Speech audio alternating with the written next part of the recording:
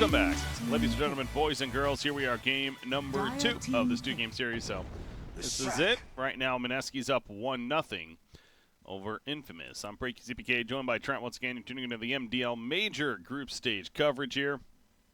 And we got our first pick in the books, as it's going to be a Leshrac.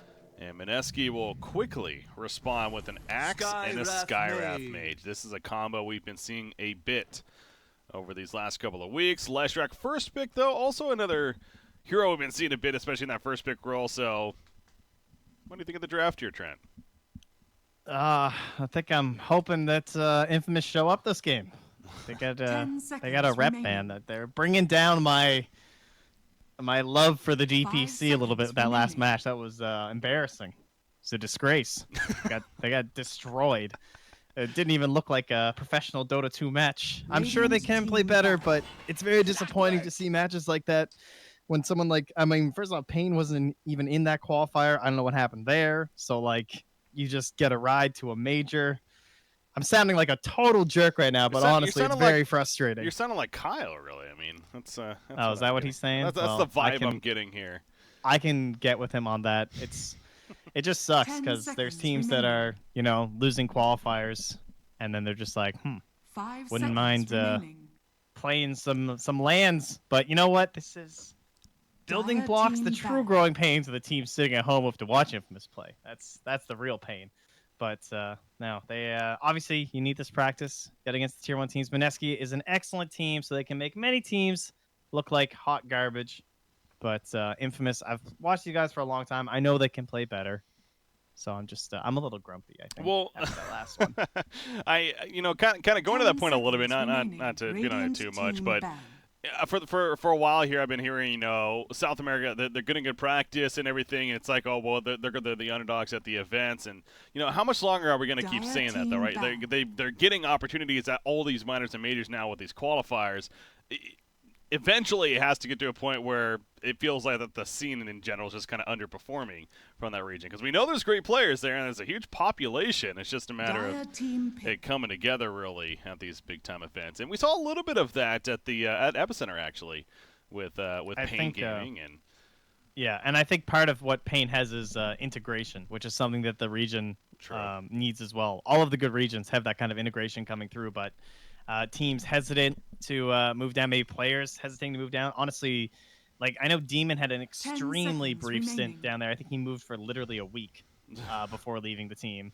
So Weehaw really is the first person to make a move down there. There were rumors of Black possibly going, but he didn't end up going. So it's Weehaw maybe opening up that next frontier, because C was very similar. There's a lot of C fans in the chat who are probably shitting on SA right now, but C, you weren't very different a few years ago, guys. Don't get ahead of yourselves.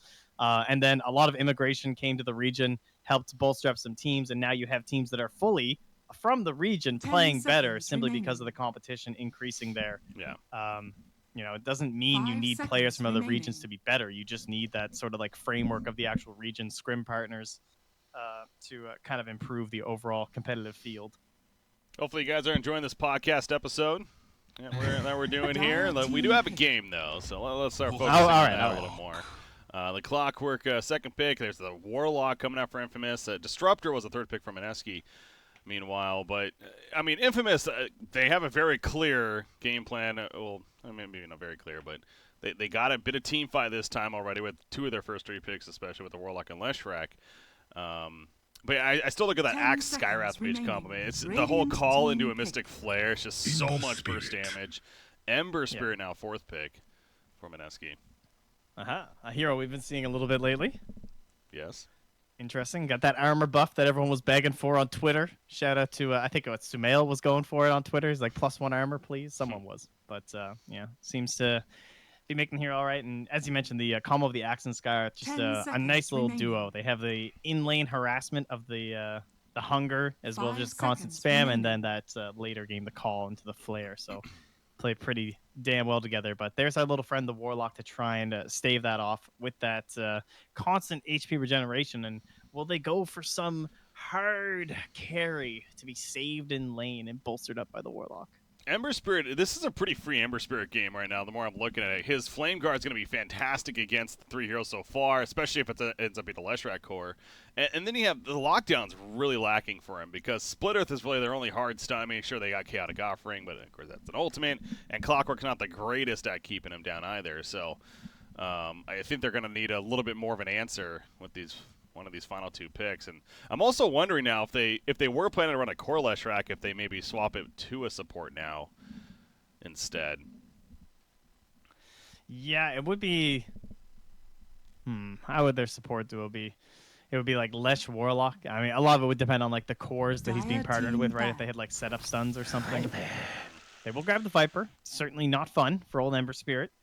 That is one way to help out. A little bit of a SA classic as well. You think of the Tomato Viper back last TI qualifiers was the big thing down there. Yeah, where the hell is Tomato, by the way? He kind of just disappeared. Yeah, he's just recently gone back down there since he couldn't secure visas with VGJ.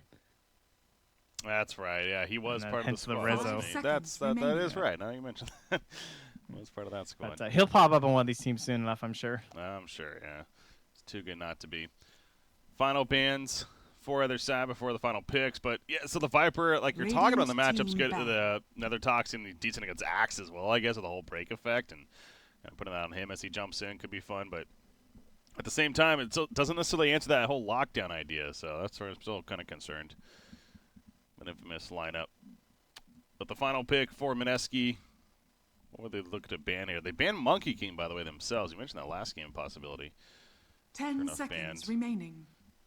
It's an infamous. Yeah, would have been, that idea of following up the Clockwork. Even more important when the Clockwork is in the core role. So, like, he wants to be rotating really early. So you want a core that can also go in at those moments. And Monkey King is sort of that perfect answer. Mm-hmm. Also has a lot of, like, that long-range initiation of the Boundless Strike is very helpful up against someone like Ember Spirit. Thinking honestly, a troll once again for Mineski wouldn't be bad here. For a second game in a row. Well, that definitely comes to mind. Yeah, I wonder if they're thinking about doing something with the Ember, too. I don't know if they're necessarily going to want to send them on in mid to the Viper. I don't know how committed they are to that idea. Okay. They are on Dire side, so I'm not sure. It's like it's not quite as fast to just run to the camps and farm up a little bit. Or maybe he'll just like dual lane with the Disruptor is probably the most likely thing, and they'll just pick some safe laner that'll be happy by themselves. So Troll kind of fits that idea, as you said. Maybe they could switch up, go like a Razor instead in that middle lane. Yeah, Razor's not bad. Radiant team pick. Dire team and then a snap pick up. Okay, we got an the hard carry. There you go. That's what we want with our Warlock. I think that's the right idea. I don't know if Anti-Mage is the hero, but if you they're not going to be really enabling their Clockwork in that sense of like AM's not really going to be rotating with those hook shots, but if Clock can at least create some space in this game, maybe it'll give a chance for the AM to come online and he'll be battling up with that Ember Spirit throughout the mid and the late game. 5 seconds remaining. So now this is the safe lane Legion pick right here. No. What do we need this game? Legion Commander wouldn't be bad. You mentioned that. I mean, as exciting as that would be. Yeah, probably not, though. More typical would be what there's still maybe a Phantom Lancers on the board still. Not the greatest. Yeah, PL's actually pretty good. It's a Leshrac support, so I guess you're not too concerned about that, yeah. Want to go they can pretty much do whatever. I like the Void Band. Like they're just thinking like, okay, what goes well with the Mineski draft, the combo of the Chrono and the ulti. I think they just kind of realize that it can sort of be whatever. The only thing they're really lacking on Mineski's side, I'd say, is building damage, but that's a pretty difficult thing to go to your position 1 other than like Terrorblade, and then you're running a Terrorblade and an Ember Spirit core, which would be pretty lacking early on. I guess it takes us back to the Troll then. Be a good answer then. The final pick. Slark is still available, but doesn't really answer that as far as sieging goes. Seems like it could be a pretty good Slarky, and there's plenty to purge with the Dark Pact, and him being slippery is also nice against again. I also stress that the lack of lockdown here on Infamous's side. So perhaps one that they also are thinking about. Morphling still available. We saw him earlier on today. Kind of just listing off every carry at this point. Yeah. We did not mention Lycan. All right, there's your building damage. That's a good choice. Had not considered the old Lycan. So, again, just a pretty well-balanced draft from Mineski. They're checking off the boxes. They are missing kind of Roche in a sense. Obviously, Lycan's pretty good with the Roshing as well. Maybe not the idea of like the minus armor and everything, but he can just use the wolves. Doesn't do it the fastest, but it'll work. All right, game 2 draft is set. Again, our final game of the night here, at least on this stream. Here are the round-robin group stages. Mineski currently up 1-0, so you guys are getting at the Lycan. Overall, seems like a pretty solid game for him. Clockwork can be a little annoying with those cogs as far as the block goes, but overall, not the biggest concern for him to deal with. And as far as Lycans go, we've been seeing mainly this whole wolf into, Necronomicon, Helm of the Dominator style. The days of getting that howl early on for the laning phase doesn't seem like we really get that anymore. Yeah. Was I think, strong, but I think Mineski's gonna have a very good game once again. Even notwithstanding like the history of like the last game and then just the idea of the tiers these teams are on, I think their lineup is pretty ridiculous in this game. Just one thing I always consider Ember Spirit to be kind of like a poor man's Puck in the early game because he actually has a lot of catch and a lot of reach, and he can keep fights going that you think are over. So even when he doesn't have like all of this damage that he can pump into a fight, he creates a lot of good opportunities for hardcore like chasing heroes, and Axe and Lycan are both very good at that. So Nana, he's just going to keep like reaching and throwing out another set of searing chains and grabbing someone, and they'll get that kill, and then pressing forward. So you think of him as like kind of like a mid to late game kind of hero, but if you have heroes that can accelerate very quickly, like an Axe and a Lycan, you can take over this whole game before you would even like think of an Ember Spirit being relevant. But he's still very good in that kind of playmaking role. And you do look at how the lanes are being set up. You got Lycan setting up to be in the middle lane. You're mentioning this possibility. Ember Spirit, sure enough, 30 seconds will be up to top, battle. not liking the idea of a Viper matchup, so that's how they adjust. We'll see if anything comes out from Infamous when they realize. Bottom lane Warlock, he's going to be pressured. He takes some time to put on the Shadow Word, and he will be fine, but clearly a lot of damage coming out off the bat. It's interesting how they do that movement when they put the Ember in the top lane, but then they didn't go for someone who maybe counters the Viper a bit more. Like you had mentioned, maybe a Razor or something who can still provide that sort of like tower pushing ability, but that obviously requires, it's not necessarily like the ultimate that lets you push the tower. It's more like he's tanky early on and he lets you like win these fights. So they really wanted that direct, like, we need to destroy buildings kind of an answer in the Lycan, and that was considered more powerful and more important to this game instead of the lane matchup. And he's gonna get this courier snipe. Ninja Boogie. That's so annoying. You don't expect the disruptor. Yeah. So it's no bounty hunter or anything, so it's like, why would you expect this as you're getting at? But there you go, nice snipe on the courier. And I will say it's good because Mushi actually he messed up his block very early on, and so it was a great lane advantage for the Viper. But that'll help things. Warlock, he's again more pressure, but understandable. You're dealing with an Axe Skyrat. This is one of the many benefits of running this combo of heroes, as we've talked about. So that's going to be a tough bottom lane, especially for the Warlock. He needs to be careful not to die down there. A lot easier said and more than done. importantly, like, I don't think he really wants to tank a lot of these spells either, just because the more they like whittle him down, he's going to have to spend that HP on himself, and it's not as, or rather the like the mana and the healing on himself, and it's not as valuable on him, just because of like the armor and then eventually like the spell shield from the enemy mage. Yeah. But of course, we're a ways away from that, as he's only level 1. Yeah, don't need to worry about that just yet. Ember Spirit, triple mango on him. Still with Clockwork, as Ninja Boogie will go at it with Leshrac.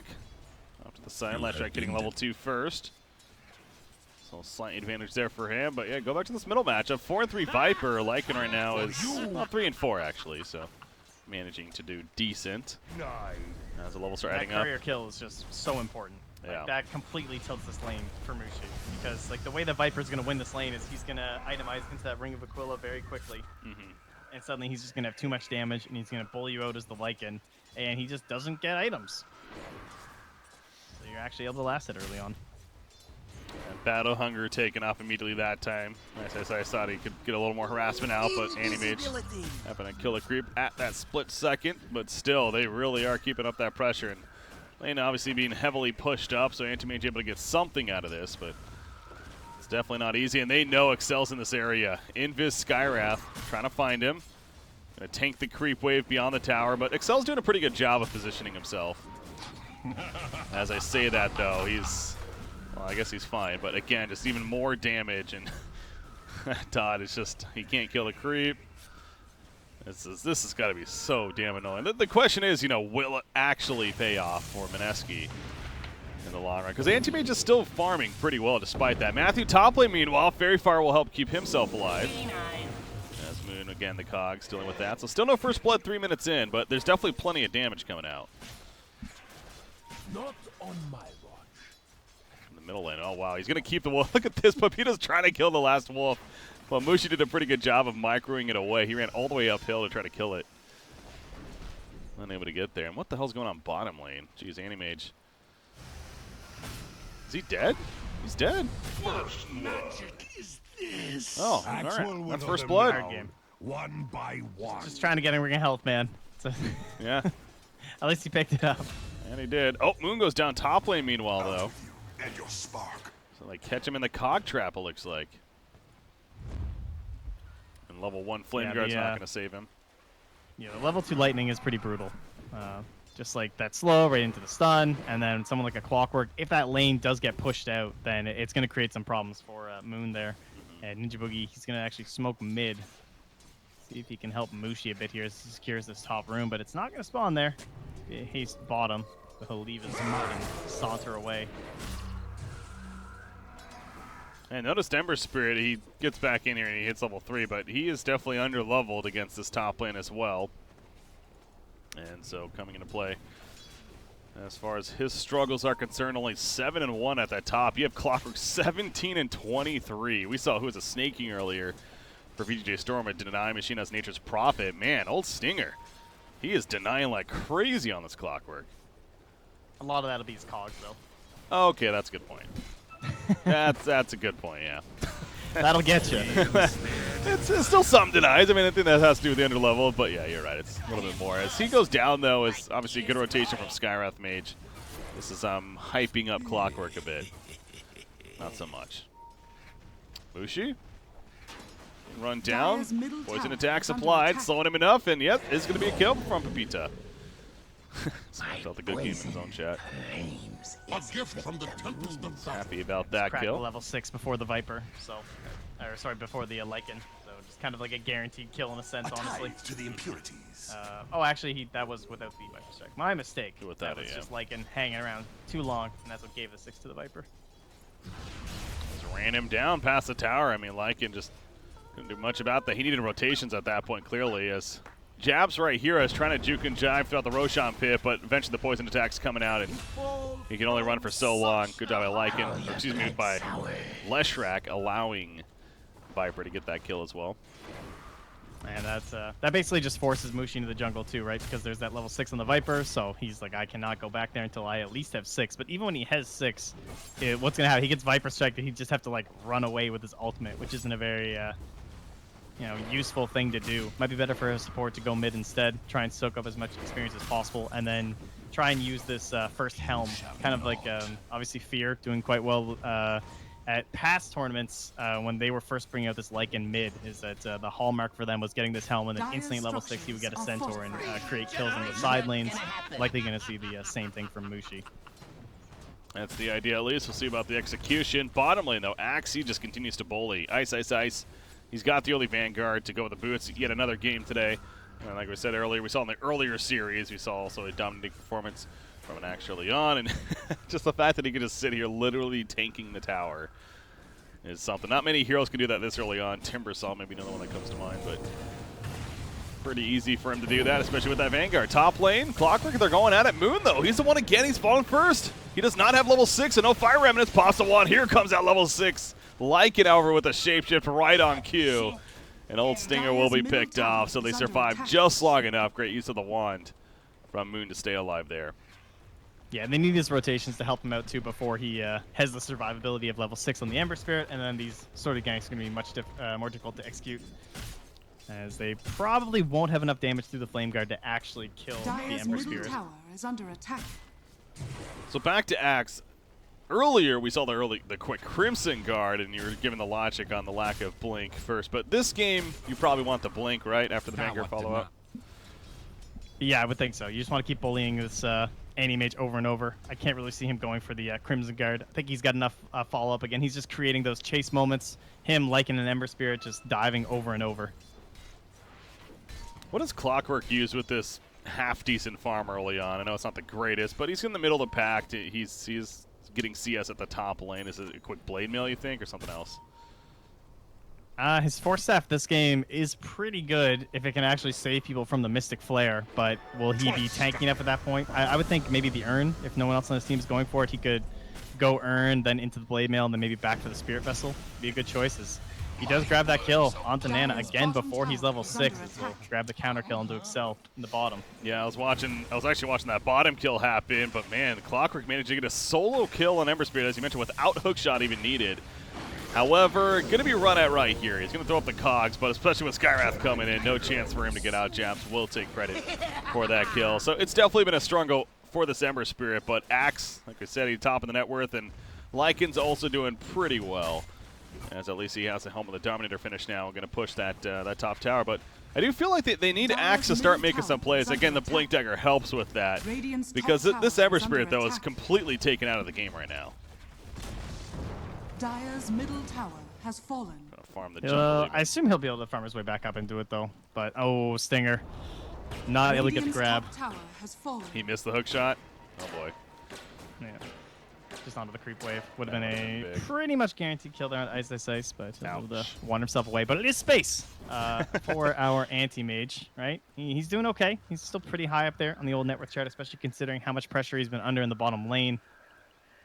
But that Blink Dagger will certainly be creating some issues. Mushi's had the ultimate for quite a while up top here as well, so might want to see another rotation from him into that bottom lane. That's likely what's going to happen. I think we're all just making our way down here to try and take away this farming area of the AM. Well, this is awkward now, because Axe is really far up, and Viper's like, all right, free kill, thank you very much. Puts on the Nether Toxin. Axe, he's going to end up dying the Mana Void to guarantee it / make sure he gets the kill on Anti-Mage. And like you were just saying, I mean, yeah, he's on the mini-map. Mineski was kind of rotating over, but Axe went way too deep right there. Radiant's middle tower yeah, that was a bit aggressive.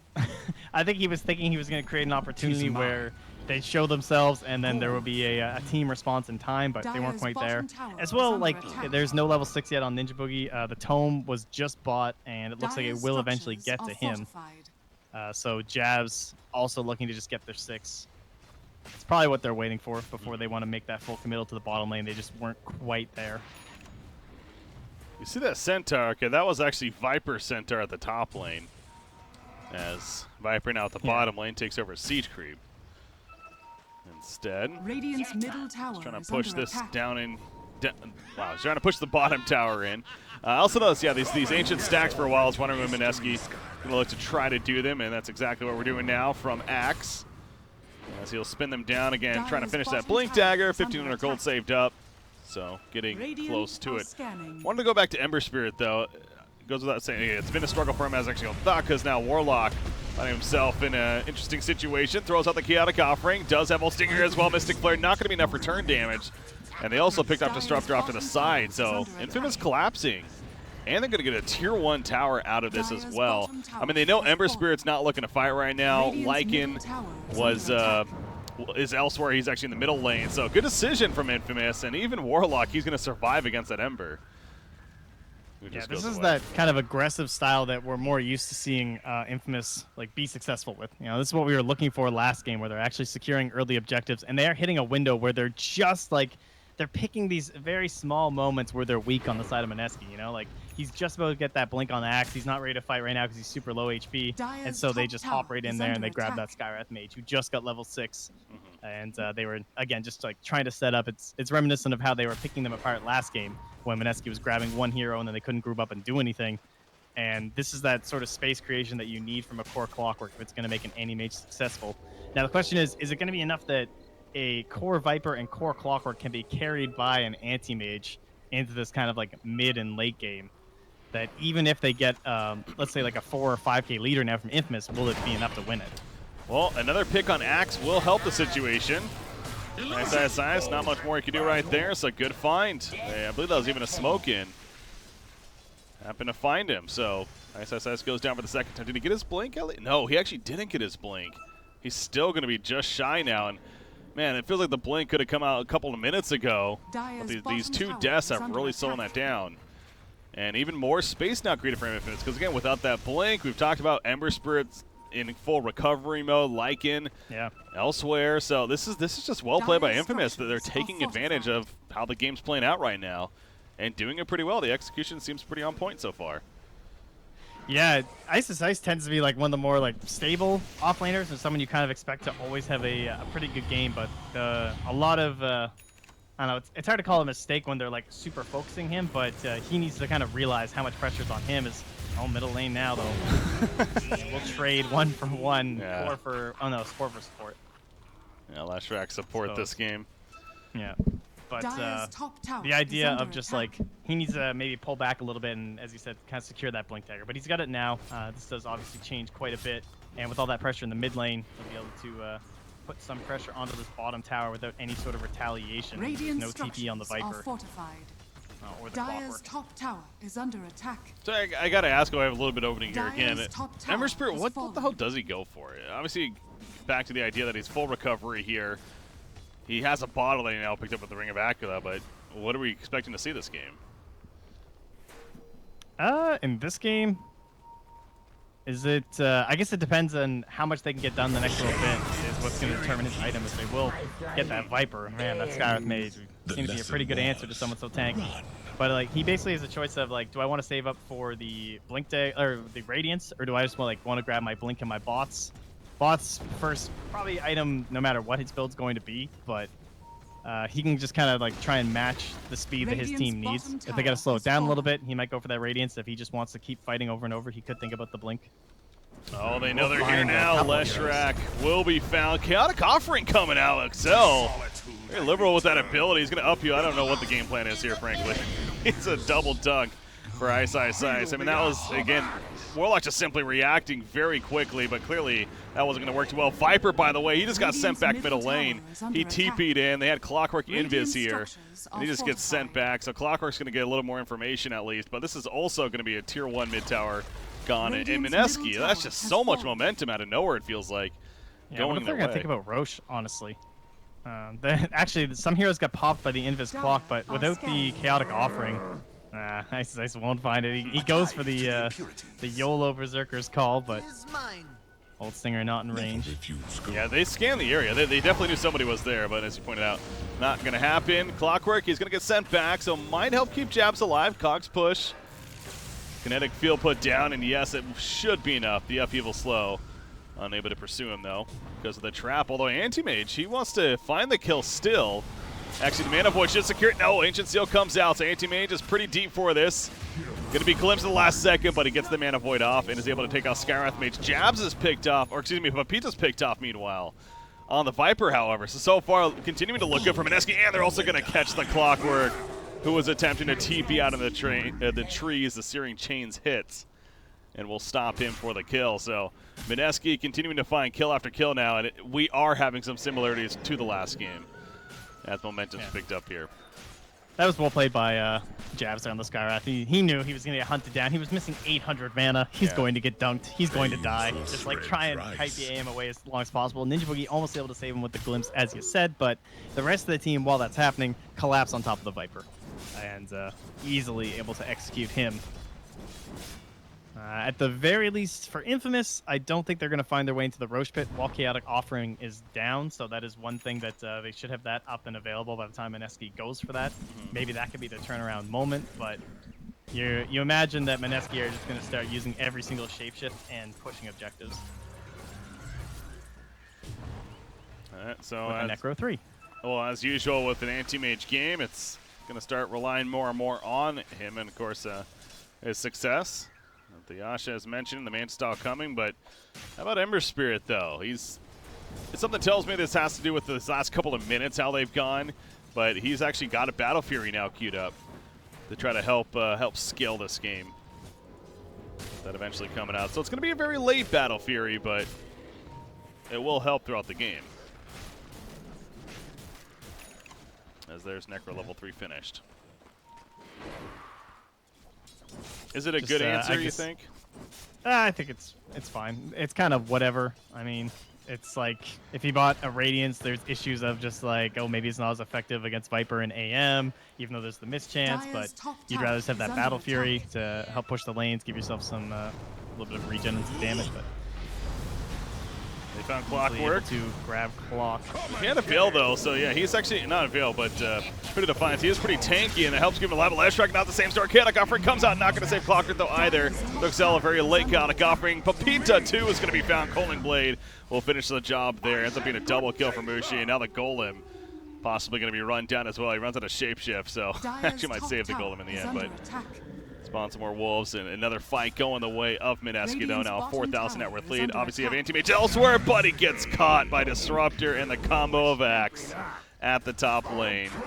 So just as I was saying, at least Anti-Mage is split pushing, not so much. Radiant's bottom tower is under attack. Yeah, and that's something that even when he has the Manta, that doesn't get solved. You know, I mean, unless he can like perfectly dodge a glimpse or something like that. And the Manta, he still needs it, obviously, for damage reasons and for the silence of jabs, but Radiant's Disruptor bottom and tower Axe, has very fallen. good answers to the anti-mage hero. But that also goes for most of these like split pushing cores or hard carries that you'd be looking for. So I know people are just like, oh my god, this guy's got you know, anti-mage into Axe Disruptor, like GG, how are you gonna win that game? But that's pretty much any core into those situations.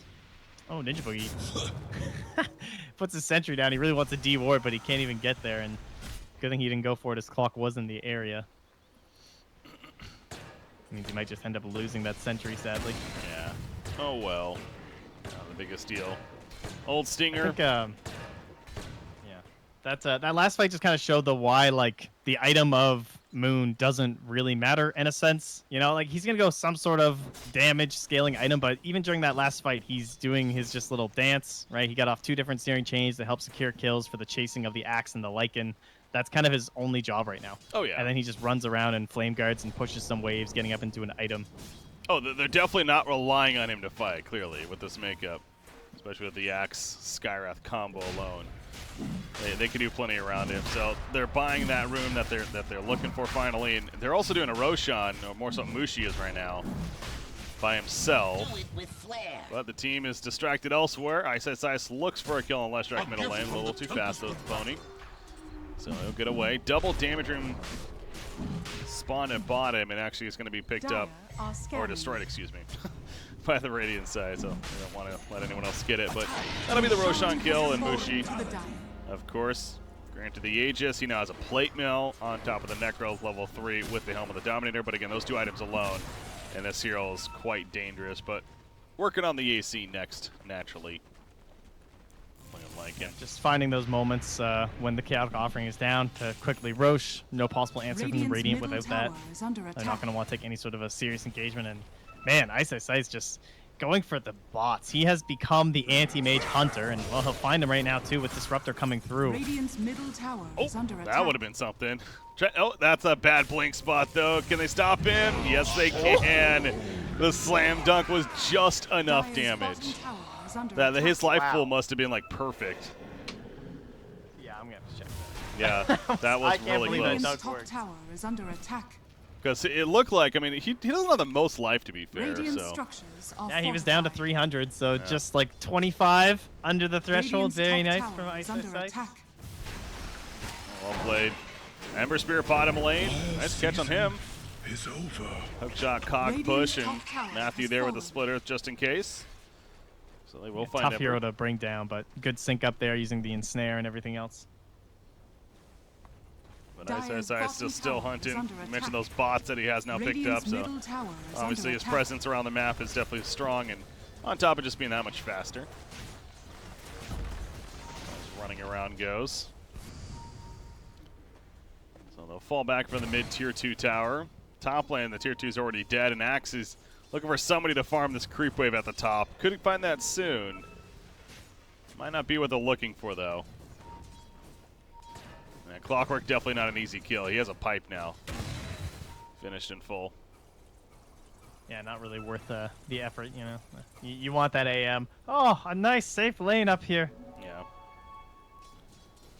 So I don't think they're gonna fall for it. they're avoiding that area at all costs right now, as AM is in his own jungle right now. That's Warlock. We'll see the courier. Maybe Ice will go for the dunk grab here. If it comes back towards the Radiant base. Viper? Again, still not an easy kill. Oh no, he's going bottom. Axe is going bottom, so. Skywrath will also port out, and that's the end of that. So, but you just see the push of the lanes right now. It's of course favoring Mineski. Ember? Oh, the Split Earth wasn't fast enough. He delayed it a little too long.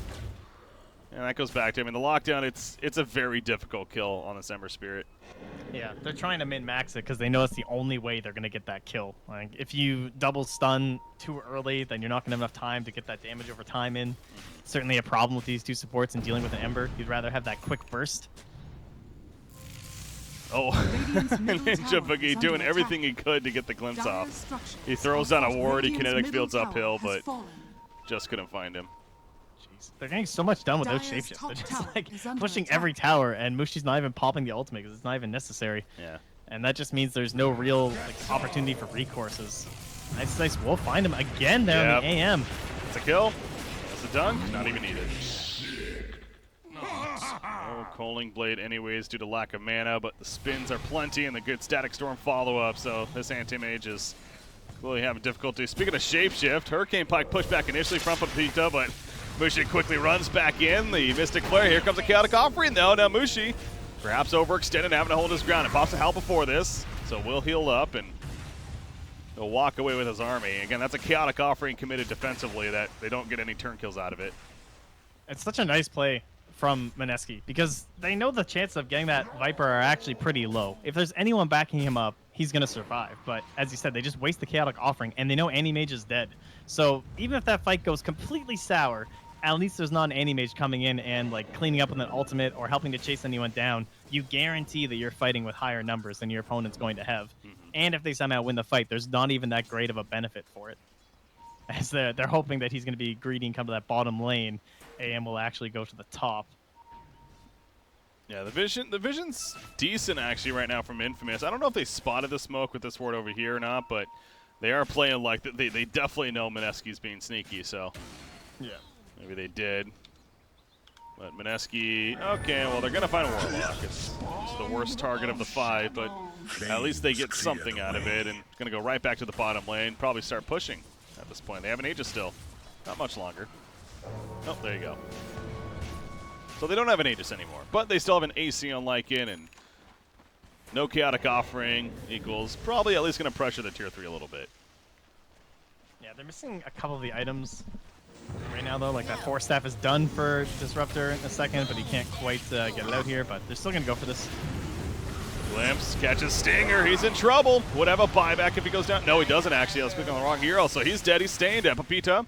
Hurricane Pike push back again, keeps liking off him, but gonna go right back for the tier 3. Anti-Mage is cutting the creep wave in the back lines, and that will help stall Mineski from eventually pushing the tier 3. So they lose Clockwork, but it's overall a decent hold, considering. Radiant squad. Yeah, and they really need those tier 3s so that this stays possible for AM to just like go to shrines and cut in behind like that. But as mentioned, they are close to quite a few items here on the Dire side, so I don't think they want to overcommit too much anyway. They almost have the BKB done for the Lycan and the Axe, and once those are complete, it's going to be very difficult for them to handle them as they come high ground. A gift from the Tempest of The fact that Lycan is actually a pretty hefty lead over the Anti-Mage is pretty good news, I guess, more so for Mineski, but also just a little bit shocking, honestly. And it's been a free farming Anti-Mage game for a lot of it now. Granted, a couple of deaths, of course, I've slowed him down a bit. Yeah. So That's what's mostly happening. Because the deaths are also pretty late too. Like 4 deaths isn't that much, but a lot of them have come kind of like post Battle Fury, post Manta, and he's still getting caught out right now. And those longer death timers just reducing the time that he's actually on the map, and then of course just the kill gold itself. So he is falling behind the Lycan, and every time that he's up like this, he's gonna resurge. He's gonna catch back up to the Lycan, and then he'll probably die again and fall behind the Lycan. But Mushi as well has been just creeps. Like this whole game, it's felt like he's been hitting creeps every time I look at him. Not really trying to play very aggressive, leaving that to his Axe and Skywrath. Will start again up top. I don't understand. Honestly, that made no sense to me for what Peter just did right there. He literally saw the Axe pushing out the lane, and I guess he started running away, so he figured he can go in another Toxin and just maybe try to TP out, but Axe just quickly responds. He's like, all right, I'll just blink in. And even without the supports there, I mean, Axe is still going to do plenty. I mean, I can see this kind of like a, what else is, I'm a Viper. Like, if I'm not leading, I have to be hitting creeps somewhere. Yeah. I have to do something. At least I'm creating space for my anti-mage. I have a buyback. Ideally, of course, you don't die, but I think he knows that he has to at least put some kind of pressure on us. Courier almost got it picked off. However, Clockwork, oh, the dunk was early. Holding Blade going to be on cooldown now for Axe. Limps meanwhile, who do they catch right there? It looks like Warlock. He got his chaotic offering up, but it dies immediately with the army of Lycan. Matthew, he's just going to pulse Nova, hope for the best as far as damage goes. Double kill coming out from Moon, though, on Ember Spirit. And this is now another set of racks, or the first set of racks, I should say. But again, you have Anti-Mage. He's counter-pushing at the bottom lane. He's got a creep wave with him, even. So Mineski will have to pay attention to that, at least. And that's just going to be the kind of game it is now for Infamous moving forward. If they're going to heavily rely on a split push anti-mage if they have any chance of winning this game. He's got the Abyssal Blade almost finished, and Ice Eyesight finds him right as he blinks in the solo kill. Colding Blade still on cooldown. He wouldn't have mana anyways. And they're not going to get him. Ooh, close call. Yeah, good choice there. Hopping into the trees. So at least he gets out. The Abyssal Blade, like I mentioned, is just around the corner now. But again, is that really going to be the difference maker? It's not like he gets the Abyssal Blade and it's all of a sudden Anti-Mage can really start fighting now. He can get kills, though, because they have no defensive items on the Dire side. They have a Blade Mail, but I mean, you have a Ember Spirit who's gone for the Battle Fury, then right into the Daedalus. You have a Lycan who went for... Oh, he does have his BKB now, actually. Just got delivered to him, so I guess they do have that, but of course it isn't a Abyssal. Might come into play right here if he can use it, that is. The chain stun, man. Yeah. Wow. Was an act of and like, they're not going to have a Lincolns anytime soon on this Ember, at the very least. He'll have to like fully farm that up, so there is a little bit of a window for him to go around and start creating these opportunities. Well, especially with that kill, I mean, they know, I assume they may know at least. I mean, he just got the BKB, they saw it in the inventory, and could guess that it's going to be a cooldown. The Mystic Flare, nice job with the Yules, trying to keep their anti-mage alive. The BKB is going to be activated, trying to still stay alive for the time being, but he's trapped in that kinetic field. Is able to get out eventually, blinks in eventually, goes for the kill and gets it with a Mana Boy, takes out 2. As a result right there, Lycan's still down for 40, remember. He ain't buying back, so all of a sudden, Mineski down to 2 heroes. And they at least have to give up the tier 2 tower. So that all started with a catch on Anti-Mage. That ends up backfiring. And Infamous finding their ground now. Yeah, it's kind of funny how that stuff works though, right? Because like, you're dominating so hard that you're the Skywrath mage and you're like, yo guys, I'm going Kaya right into Ag. But you know, sometimes in a poorer game you might have like a Glimmer Cape there and you just live or something, you know? So it's just, AM does have a little bit of a free picking here, but they're going to start respecting that. I'm sure everyone's going to itemize towards it. And even those couple of kills don't mean all that much. Now, getting a Roche is very nice. He's probably going to have the Aegis, and they might even give the Chief to the Viper. He might even just take both, honestly, because he's so important. Oh, and last Ember Spirit. Oh, that was close. Gonna make a clutch, but the last second Aegis is picked up, though, by the Anti-Mage. Clockwork trying to deal with this. Axe is now jumped in. BKB activated from Papita. Break is up on Axe, still in another Toxin. BKB is going to be wearing off on him in a second. Just those are the Berserker's Call, so we will tank up a bit more. Anti-Mage going back in. He pops it. I was going to say, he got pretty low right there. Clockwork ends up getting killed off, though, with a Golden Blade. And that's the end of him. As Mana Void activated from Anti-Mage, they're not doing the most. I guess I did kill Ninja Boogie, but still. Yeah. Meanwhile, the base, though. Look at the base down here. Tier 4 tower taking heavy pressure. Tower is under attack. Double siege. going to work here. But man, that was some nice plays in that fight from the AM. Switching the cheese into his inventory to use that. Obviously, something you tend to say like post Aegis or something, but he knew it would give him an opportunity to get back into the engagement, and then he'll come and pick off our Skyrath Mage and keep chasing that Ember because he knows he's scary. And here I was saying, I don't know if it's really going to be this big, you know, deciding item with the Abyssal Blade. I mean, it's clearly worked out beautifully for him. Invisibility. And he is just all of a sudden snowballing. And if he finds a Lycan kill again, no Abyssal Blade for 10 seconds, though. Yeah, it's a tough target. Yeah, I think he wants someone a little bit easier. That Ember would be fantastic. It's a long journey, fully invis, but if it works out, so they're going to try and maybe scare him back with someone like the Warlock, or, well, I don't think he's very scared of just the Warlock. He'll take the free kill. Now it does keep him around, though. Splitter needs to land it. He will. Here comes Anti-Mage. That should be a kill. 90 seconds, no buyback. So Warlock, hey, he kept him around. He did his job. Yep. I have no chaotic offering. The best thing I can be is a piece of meat. Yeah. Successfully achieved.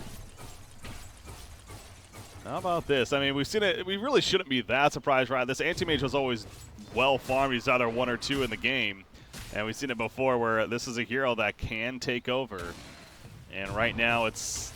Is Mineski scared, do you think? I mean, they're up 8,000 net worth, but this Anti-Mage is clearly an issue. Yeah, but look at everyone just changing their item builds. It's so funny because you're just like, oh, this game's over, guys. Just buy whatever. And it's like, ah, shit, AM's doing stuff. So Sky's like, I got to buy a Ghost Scepter.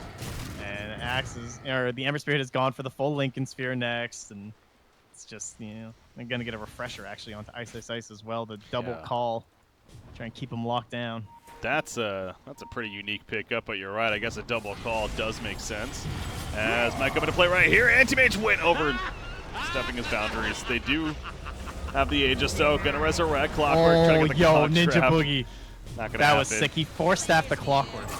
Away right there. Wow. And meanwhile, just blows up Skyrath again, though. So Ninja Boogie making the solid plays to get away, but still 10 more seconds for Ember Spirit before he's back up. Now Skyrath will buy back. There's the call. Dragon Anti-Mage. Blade Mill, however, he's going to be Eels on up. Apita, he's zoning out Ninja Boogie. Meanwhile, Silence is still up onto Anti-Mage. He has a Manta style, worst case. Also, Abyssal Blade coming up quick on 1 second. Not even necessary. Axe gets killed right there. Still has an Abyssal Blade. He has to blink away, though. Get out of here. Chaotic Offering comes into the last second. Anti-Mage gets pulled back in, though. He's forced to fight. He puts the Abyssal Blade out with the Mystic Flare, helping to take him down. Gets a second kill. And now Papito with the BKB running away. Nope, he turns back in. He knows he's going down. He wants to take out Ember Spirit with him. Is it going to be enough damage, though, with that dot? It might. No, it's not going to be enough. Viper falls with the overextension. So Anti-Mage is now dead for 85 seconds himself with no buyback to be had. So Mineski does hold at their base. It took a lot of fights for them to finally bring him down, though. With that Aegis, that was getting a little bit scary there. I don't know, Mineski fans probably tugging at the collar a little bit there. Even with this like massive lead, it is a little bit scary with something like the AM just completely falling and styling on your team like that. But it still kind of felt like a matter of time before he just goes down, and then you're back into this idea of, you know, how dangerous this game really is for the side of Infamous. But I don't think they're going to get any serious pressure coming back now from the side of Mineski. You know, this isn't worth pointing out, too, with Ember Spirit. He actually just hit level 25, so first off the 2 Sleight of Fist charges. But yeah, the level 20 talent, the True Strike that he has. And with that Butterfly just purchased from Anti-Mage. And actually, because of the bots on the Axe, they can fully commit here. And they're going to try and split it. They want the top racks instead of the mid racks. They say we want to make sure that they have to defend bottom and top at the same time. And or maybe they're just going to push both lanes, it looks like. I'll get your thought on something in a second here. A fight might be breaking out, though. Double damage rune. There's a shapeshift Lycan. He's going in. They catch Clockwork. Mystic Flare. He's locked down fully. He'll be taken out. Static Storm also hitting Leshrac in the back lines up Papita. He picks off Disruptor. Gem drops. Dire Side should be able to grab it, though. And get the hell on out as the tier 3 tower goes down. Viper going to try to chase, but Ember Spirit, of course, he's going to be too slippery. Lincoln Sphere helping as well. And that's the end of that. Okay, so what was I going to say? Oh, yeah, Anti-Mage, level 25. What do you think about that choice to go Spell Shield talent over the Mana Void cooldown? We've seen the Mana Voids pretty big this game, especially with that Skyrath target. I think he's just trying to survive through, right? I mean, the Ancient Seal is a little brutal. They don't have any way to cancel the Spell Shield, so Just make sure that you're going to survive through the Ancient Seal. If maybe they catch you post Manta or something like that, I think that makes the most sense. Okay.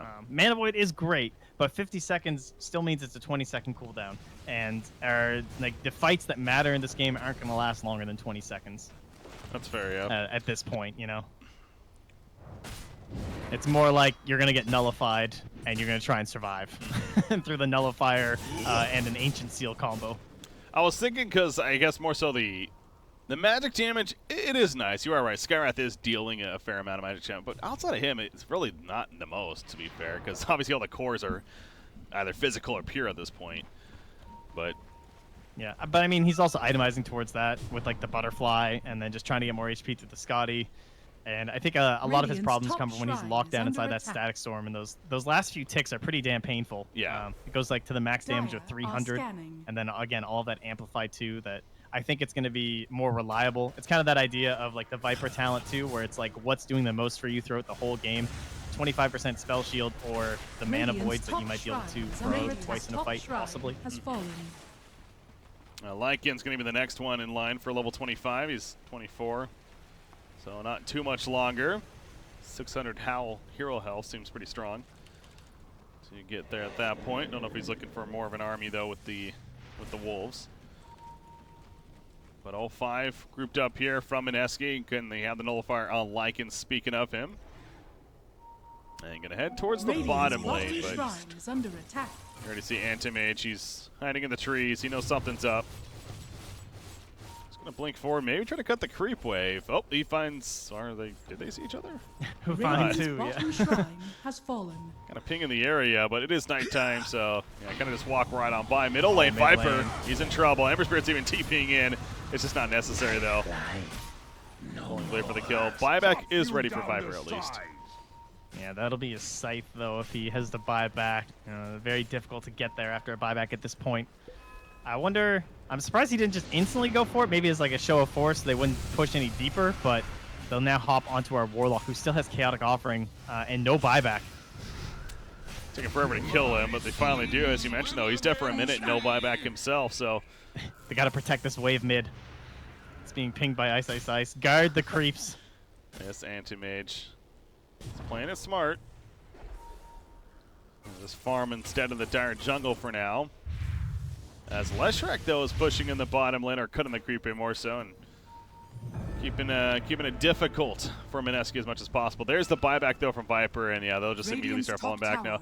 As we see, Roshan's not going to be up for a couple of minutes. So unfortunately for Mineski, they can't just go back and try to do the Roshan here. They'll need to wait. You can't bet on Warlock not having buyback because the range that you can cast the Chaotic Offering, he could basically buy back and instantaneously dump it on top of the tier 4s. So it's just, there will be zero chance to respond if he had a buyback right there. So instead, Mineski does fall back and going to play more of the farm game. And again, very likely, especially with the third Roshan coming up, we're going to be seeing that happening. Level 25 Lycan. He does go the Howl Hero Health. Howl Hero Health. Say that 5 times fast. 600 plus talent right there. Double damage and also spawns, but actually the wolf will just kill it. Lycan doesn't want to give that up. Axe is finished on Skywrath, by the way. Yeah, I think it's almost done for a Ninja Boogie, too. He has the gold. LCB probably wants to save for buyback, I'd imagine. Nope. He spent it, yeah. Risk it for the biscuit here. That's a good Axe. This game. Yes. I mean, this AM is like the one problem, so all you have to do is ult him. Yeah. Easier said than done, but still. And this game's likely over. I mean, the Aegis and the Cheese, certainly the only reason they were still in this one. Made it, maybe not the only reason, but it allowed them to get way more than they probably should have, in a sense, just because he had that double life. Allowed them to get a tier 3, which breathed a little bit more life into this game for them. Oh! Hookshot hit. They're going for Ember Spirit. The Link is going to be taken off with the Mana Void right there, but no, he's able to remnant away. The Abyssal Blade not lasting long enough. Yeah, I saw him farming top lane. I was like, can they really catch him, though? And the hookshot was beautiful. But the follow-up just not enough. And now, Mineski, they retreat, they smoke up, and they're going to try to ninja. Maybe Roshan. Nope, they're going to go for a kill, actually. Dire are scanning. Hoping to Yeah, find get the wolves in the pit, keeping tabs on Roche possibilities. Ember's going a double data list. We haven't seen this build for a while. heavy Smoked physical. Wolf enters the high ground, which says to them they're probably in our base. Papita will find out shortly. He's definitely dead. He does not have a buyback for 100 seconds. Ember sprint to the backline, side of fist, 3 different heroes with the Searing Chains. Beat can be activated for Lycan. He's going cutthroat towards several heroes. Goes for the Leshrac initially. Anti-Mage just sitting in the backline, so there's not much he can do. He's going to be glimpsed back, in fact. Mage-Style will take it off, but he's losing all his teammates. Hookshot away. Clockwork, hell of a play, actually, to escape right there. But really, it might be all for naught, as this is now going to be a second set of racks in favor of Mineski, and you got to figure they're going for the third one as well. Yeah, he really threaded the needle on that one, didn't he? Yeah. I can't believe he caught the AM to get out of there. Yeah, not only avoiding them, but managing to hit his teammate in the process. But like I said, that was pretty, but it might be all for naught. The tier 3 going down now. Ninja Boogie's bringing the wave bottom, too. Smart. Radiant's top tower has fallen. Rolling it back, and who do they catch here? That would be the Anti-Mage. Obviously at a point at this time where they got a little bit desperate, overextended. He's dead, no buyback. GG's are called, and Mineski will indeed finish the job. So Infamous, definitely a cleaner game from them at points, and having Anti-Mage and his successful farm gave them some chances, but still not enough. Mineski, the superior team here.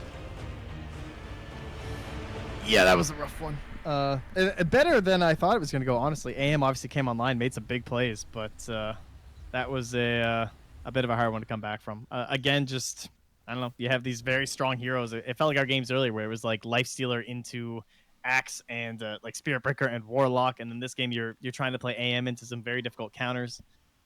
But they felt like that was the solution that could kind of bring this game back. You're looking like, what's the one hero that can win this game for us? And I guess they felt like AM was the one to go for. Mm-hmm. And it was fairly close. I'll give it to him in terms of like that ridiculous comeback hero. But Mineski, just once they itemized for the fact that AM was actually going to be relevant, the game became pretty easy again. Well, that means our day is coming to a close here. As far as this stream's coverage, I don't know if the other ones are still going on or not right now. But this stream's coverage will be wrapping up. We have, again, Mineski 2-0. Over Infamous here in the round robin stage. So shaping up pretty nicely for all the teams. We got a day 2 ahead of us. That'll be tomorrow. And speaking of that, myself as well as Trent here will be coming back here on the third stream for tomorrow as well. But with today wrapping up, Trent, any shout outs, any last words from yourself? No, thanks for tuning in. Shout out to see Dota, of course. You know, winning some games. I haven't got to cast them in so long, but Mineski, they're looking pretty good, so we'll see if they can keep it going. I want to watch some of those TNC games, man. I've been waiting to watch that team for quite a while. Mm-hmm. So my C boys, you know. So we'll see how the rest of the tournament goes. But, yeah, thanks for tuning in, guys, and we'll see you tomorrow. Yeah, we will. With that said, guys, MDL major group stages wrapping up for today here on this stream. Once again, I was Breaking CPK, joined by Trent.